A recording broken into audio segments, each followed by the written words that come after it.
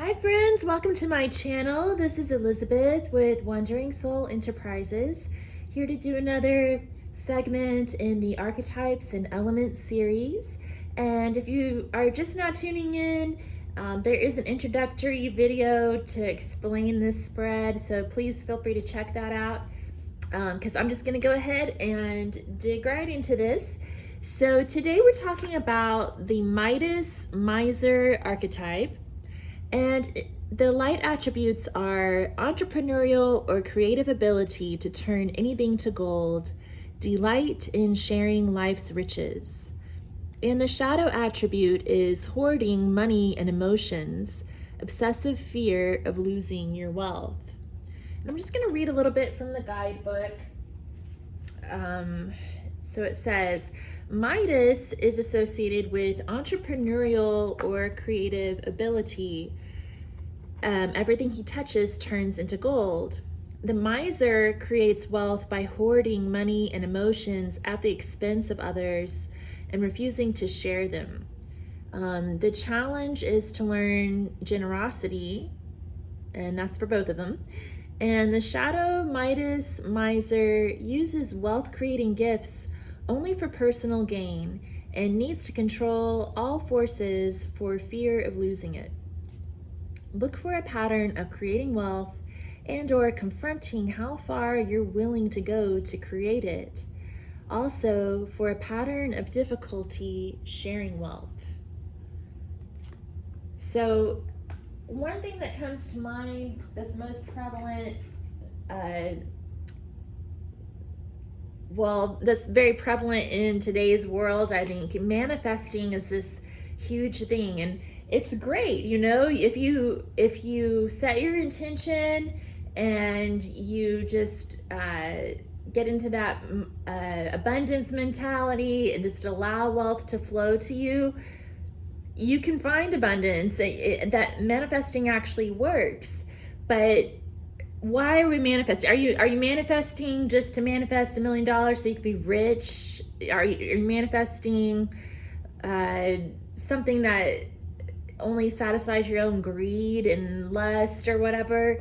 Or are you manifesting something that is going to provide for you and your loved ones and also provide greater good for the good of humanity?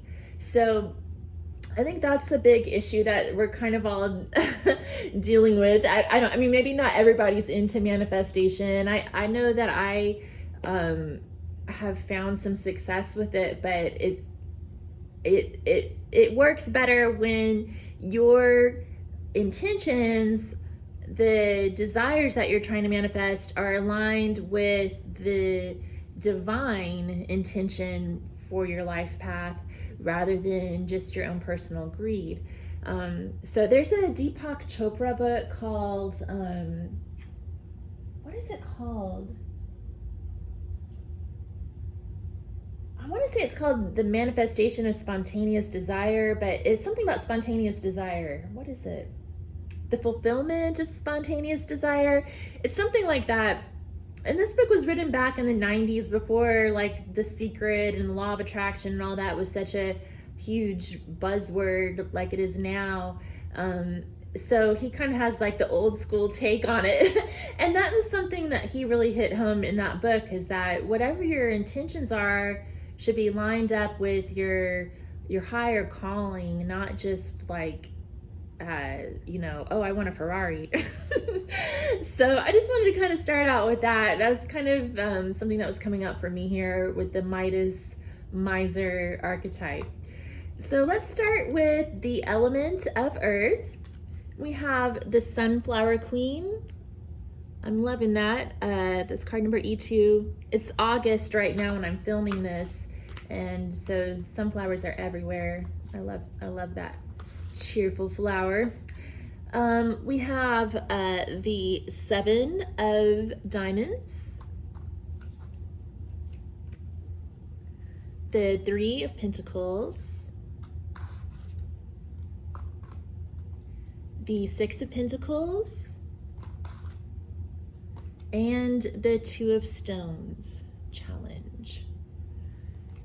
Yeah, so First of all, just sunflower vibes make me think of abundance anyway. I guess it's that harvest time, that golden color, the seeds have so much protein and they're so good for you. So we'll read more about the Sunflower Queen later, but that was one thing that I was getting right away. And then the Six of Pentacles really shows about that generosity and greed, giving and taking, and so there's two people here on their knees trying to manifest something, and how far are they willing to go to get it? And then there's the man holding the scales and handing out the money, and what attitude is he giving from? So yeah, this has a lot to do with that Midas miser archetype, I think. And then he's giving to some but withholding from others as well. So that's kind of an interesting theme that comes up too with the Six of Pentacles. With the Seven of Diamonds, that's a card about looking at what you've already received and giving thanks for that. So I think that's also an important part of manifesting, is just appreciating the manifestations that you've already received. I kind of forget to do that sometimes. I've been trying to do that the last couple of weeks or so. It suddenly dawned on me one day. I was like, I keep thinking about all these things that I want to bring into my life, things that I'm trying to heal or fix and this and that. And then I thought, actually, I've gotten like a lot of the things that I've always wanted, and I'm not really taking enough time to appreciate that. So that's what the Seven of Diamonds is about. And it's also about assessing what's worth your effort and what's worth putting your energy into. So again, like, is it serving a higher purpose? Is it building up your self-worth, or is it detracting from that? Is it just like a frivolous waste, And then Three of Pentacles is about putting in hard work to build something that's gonna last. So yeah, I think that Midas and Miser both are good at that. It's something they excel in. It's about being an entrepreneur, being creative, delighting in the abundance that you do create. But how long are you going to keep chiseling at that wall too? Like, you work to live, you don't live to work. So I think sometimes the Miser and Midas probably both need to learn that lesson. And then Two of Stones, challenge. I'm gonna actually look at the book and see if anything pops out. This is the Wildwood Tarot.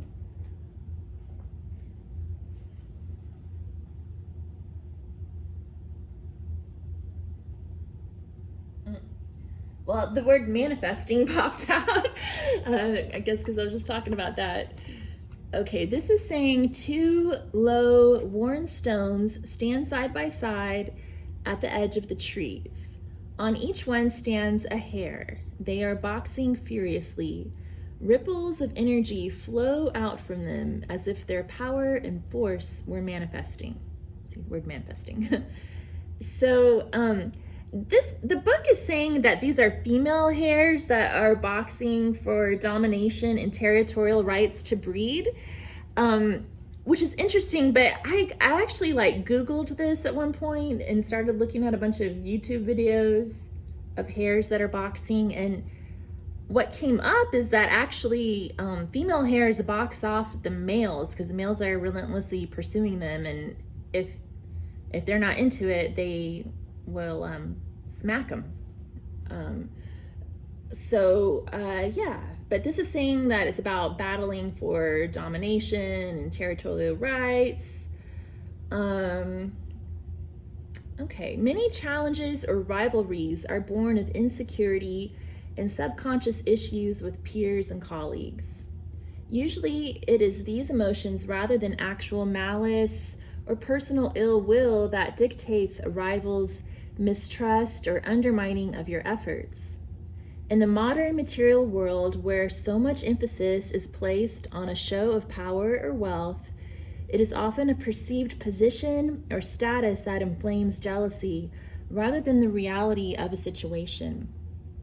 Holding your own ground and defending your position at such times can be achieved by keeping in touch with pure and positive motivations and holding on to personal integrity and sincerity, which is the basis for any fair and enduring material reward or advancement. There you go. There you go. Yeah, that's totally in line with this archetype. So yeah, you got to make sure you're doing it for the right reasons with the right attitude. That's how you're going to be successful.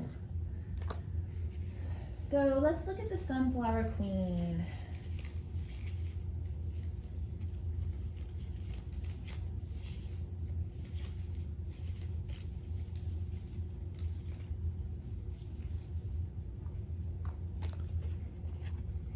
The beauty of her aura is flowing in every direction. She is very rarely seen, endlessly carrying out her duties. She is very much connected to the geometric angel who builds form, all the time receiving and distributing her power to the crops. She is a teacher who works on a very high vibration.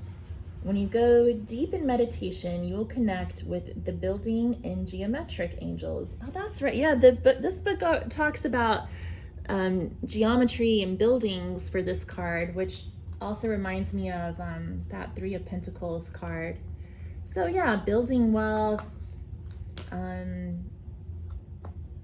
real estate investment, something that's like popping into my mind.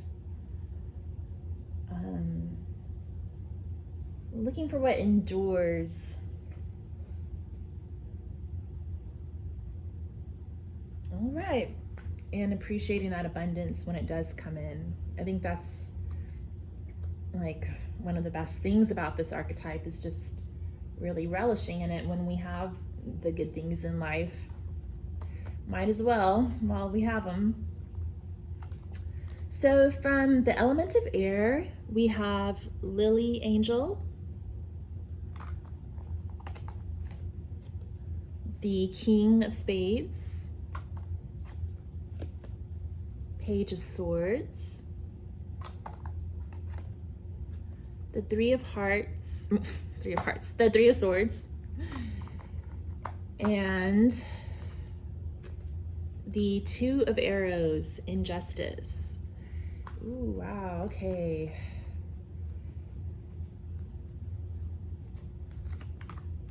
Yeah, so on one hand, with the Page of Swords and the King of Spades being here, I can see how being a successful entrepreneur requires really clear communication, good communication skills, and the ability to make clear, unemotional decisions.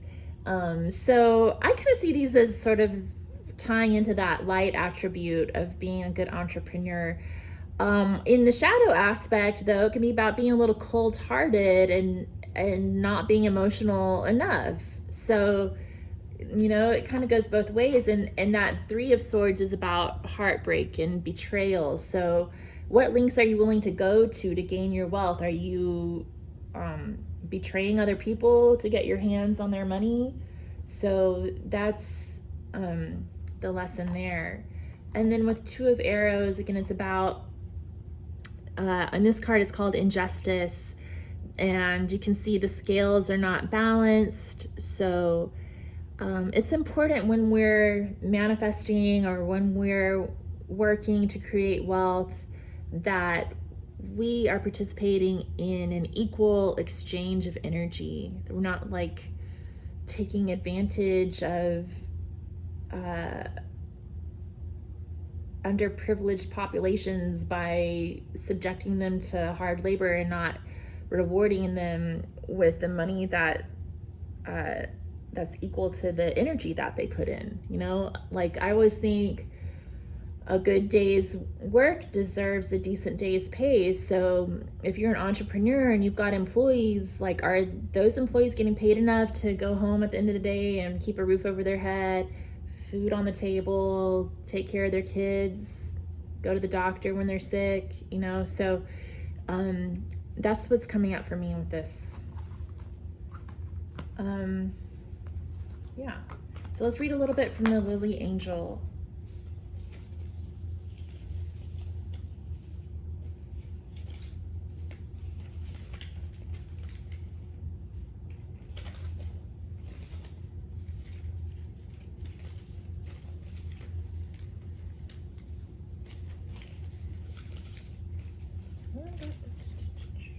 Here we go.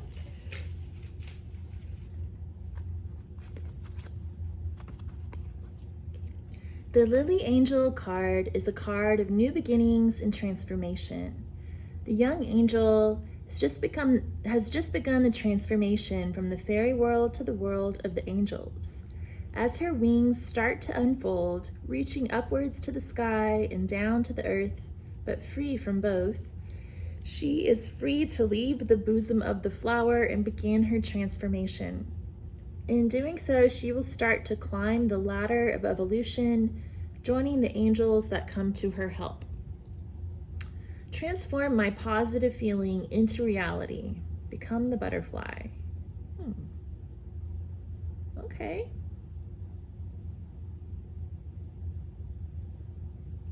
Getting kind of like an alchemy vibe from this card, and that kind of calls Midas to mind. You know, everything he touched turned to gold. That was sort of the goal of the ancient alchemists, to turn lead into gold or other substances into gold. So that's the kind of transformation I'm kind of thinking of here. And you know, you can flip that coin and look at alchemy as more of a spiritual transformation as well. So maybe that's part of the lesson for the Midas Miser archetype. If you feel like you resonate with this, like you're working to build all this wealth but don't have you know, enough love to go around, maybe it's time to kind of rethink your purpose and your dharma and realign with something that's going to help you build that spiritual alchemy, spiritual gold. Okay, so from the element of fire, we have the Fire Angel, which I think is also about transformation. 3 of Clubs, Queen of Wands, 7 of Wands, and the 2 of Bows, Decision. Yeah, so making strong decisions is coming up again. 7 of Wands is about fighting off the competition. So again, it's another one of those cards. It's like, yeah, in order to be a good entrepreneur, you've got to fight for your market share, but like, are you monopolizing the economy? You know, like it's one of those things like to kind of evaluate. The Queen of Wands is a real go-getter, very popular, very inspirational, definitely has that entrepreneurial spirit, and very creative. And then the 3 of Clubs is about fulfillment and waiting for your ships to come in. So having the patience to allow the seeds that you planted to grow and come to fruition and bring back wealth. And so let's read about the Fire Angel.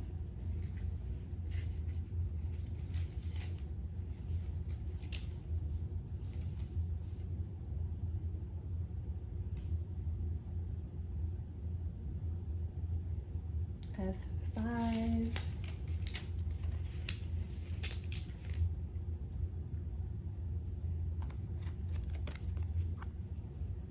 The fire world is vast, from small salamanders to the great fire goddess, Penetrating through all the different planes of consciousness are the fire angels, helping man to unfold his spiritual consciousness. Archangel Michael is connected to the fire with many more angels by his side, helping in our inner transformation, the healing arts, and angels to guard over us.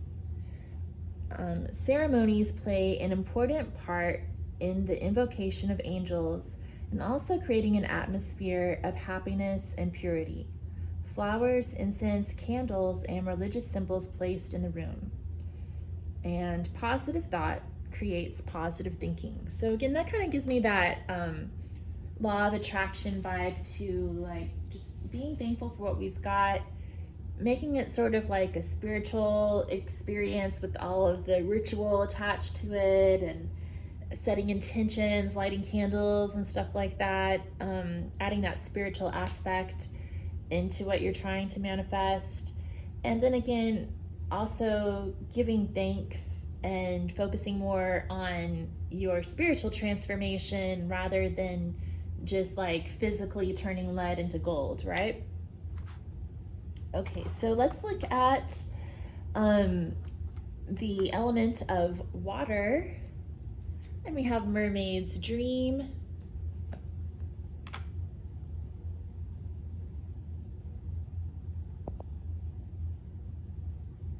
Mermaid's Dream, we have the Ace of Hearts,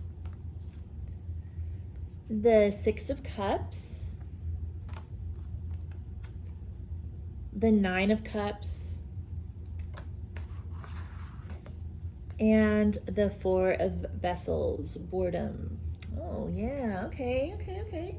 So like this Four of Vessels, I think is showing sort of that dark side of the miser. You know, they've gotten everything they wanted, but yet they're feeling really jaded. And so yeah, that jadedness is sort of the side effect of being the miser. And loneliness too. Like this lady to me seems really lonely and depressed. The Ace of Cups is about just pure unconditional love, doing things for the right reason, having your heart in the right place. The Nine of Cups is about, well, it's interesting because on one hand, in his shadow aspect, this guy on the Nine of Cups kind of is a little bit of a lush, a little bit of, he's been overindulging a little bit in the finer things in life. But the positive side of the Nine of Cups is that wish fulfillment, achieving what you set out to manifest, receiving what you were hoping to receive, and being content and grateful for that. And then the Six of Cups is about, I'm getting the vibe of charity and generosity here, because that was one of the lessons that the miser and Midas both need to learn. Like, giving, to, I'm trying to, what do people say at Christmas time about giving and receiving? I don't know. Like, the joy of giving someone a gift is sometimes more powerful than receiving abundant wealth. So that's something to keep in mind too. Always to be charitable and to give back to those in need. Okay, so Mermaid's Dream. And also to be willing to receive what's given to you as well. That's part of that Six of Cups message as well. Mermaid's Dream.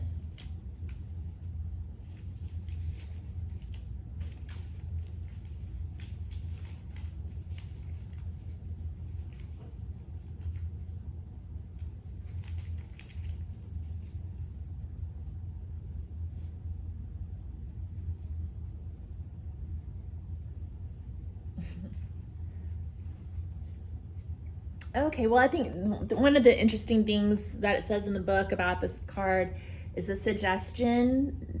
So in your meditation, go within and open the treasure box it is your treasure. So they're talking about meditating on a treasure box in the ocean, I suppose.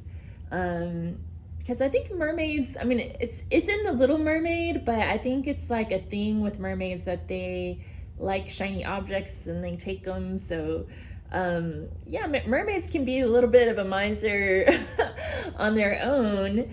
And so this is about appreciating the treasure that you have, right? And exploring what's there below the surface. Okay, so let's look at the Goddess Oracle deck.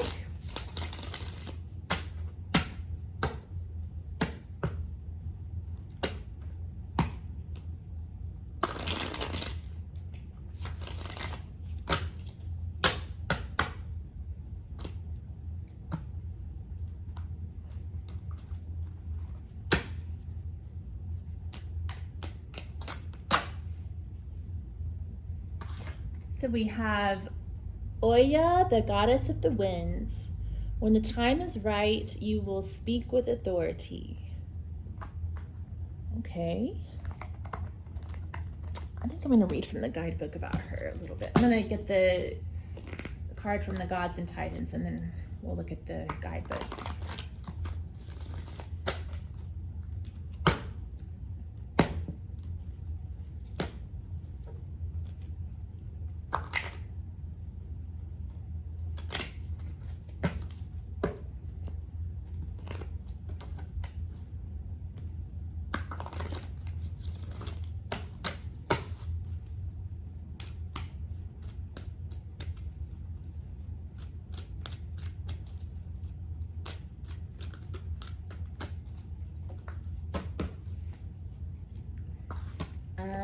And for the Gods and Titans, we have Cernunnos, or I forgot if it's Cernunnos, shape-shifting.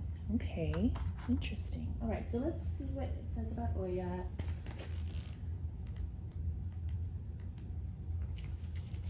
So Oya is the goddess of eloquence, strength, and leadership. I love how there's a goddess of eloquence. The Yoruba people believe that the Niger River is ruled by a powerful goddess named Oya. Valued for her charming but penetrating language, many consider the goddess a patroness of feminine leadership. Her gift for eloquence helps women speak with confidence and strength. Oya is a goddess to be approached with great respect. In Nigeria, shrines to her are set into a corner of a home. The altars are often molded of packed earth. Arranged around it are magical amulets and objects. A sword represents Oya's power of incisive speech. Strings of red, orange, or brown glass beads, buffalo horns, and locust pods also symbolize the goddess. Okay. Very cool. So speaking well and making good decisions keep coming up during this reading, which I think is interesting. I mean, those seem like really important entrepreneurial skills. So if this archetype resonates with you, you might want to brush up on your eloquence and speaking skills. And also just being a good leader and doing things for the right reasons, right?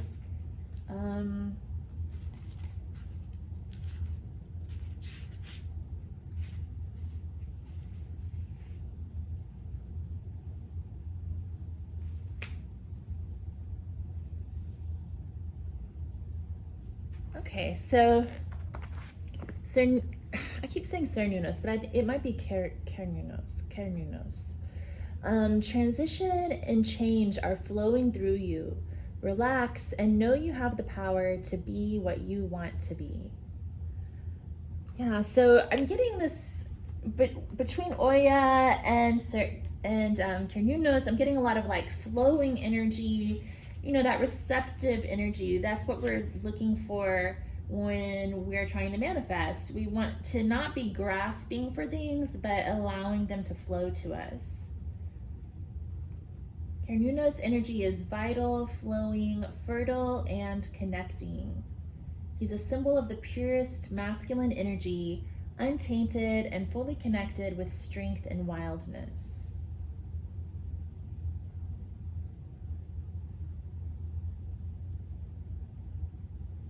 Okay, yeah, so it's about being flexible and flowing and just allowing things to happen rather than forcing them, right? So let's see what we get from the Major Arcana. This is from the Everyday Tarot by Biddy's Tarot. I forgot what her last name is. Okay,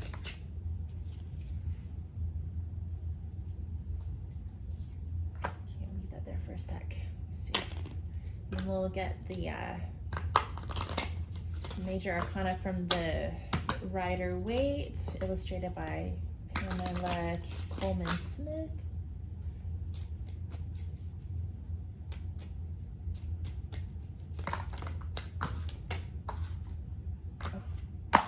Okay, we'll take both of those, I guess, and then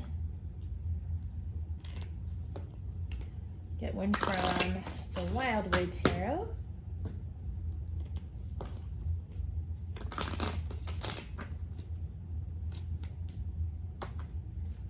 Okay.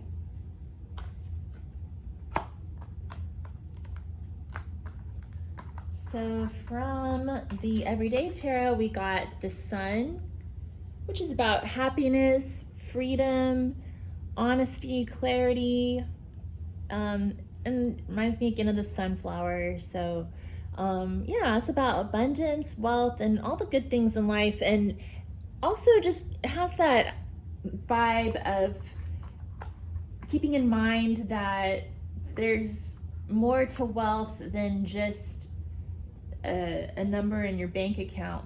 It's about joy and happiness and children and providing for future generations. So I'm loving that. And then the other cards we have are all pretty heavy, man. I don't know. So from Rider Waite, we've got Judgment and the Tower. So, I mean, I think the Tower is that reminder. This is the Tower of Babylon, and Babylon fell, right?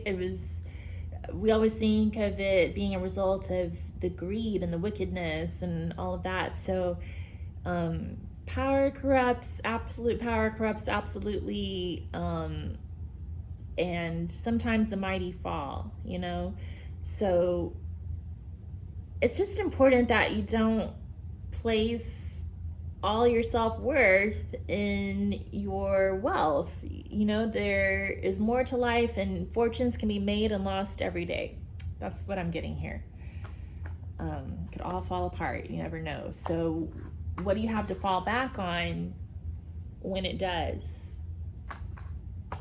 And then Judgment is about doing things for the right reasons, knowing that, you know, some things that are buried eventually come to light. So being sure that you're comfortable with people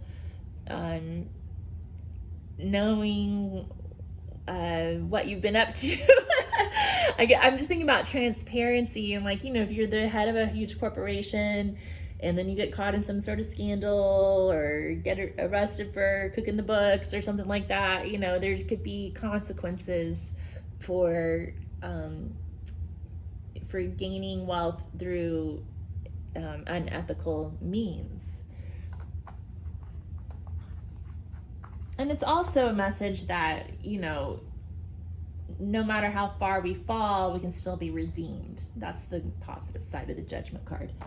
And then the Guardian is about confronting our fears and getting in touch with our more natural side and the things that make us human and wild. And you know, I think maybe the miser locks himself up in that tower, and Midas probably does too sometimes. So it's important to kind of get down and dirty and just kind of get into the gritty parts of life sometimes, just to connect with being human rather than being some sort of like money-making machine. And I kind of feel like the Guardian in this deck and the Shapeshifter, Cernunnos, they're sort of related as well. They kind of have that wild man type of energy. Yeah, so that's what I have today for the Midas Miser archetype. Let me know what you thought. Give it a thumbs up. Subscribe to my channel. I'm gonna finish all these archetype cards eventually. I'm like halfway through. I'm only like 3 years into this. And then once I finally do one of these videos for every archetype card in the deck, I'm gonna shuffle the deck and start using it in my other readings.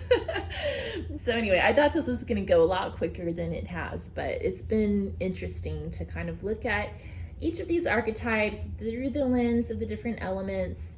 And I appreciate you spending your time here with me today to look at the Midas Miser archetype. Take care, bye-bye.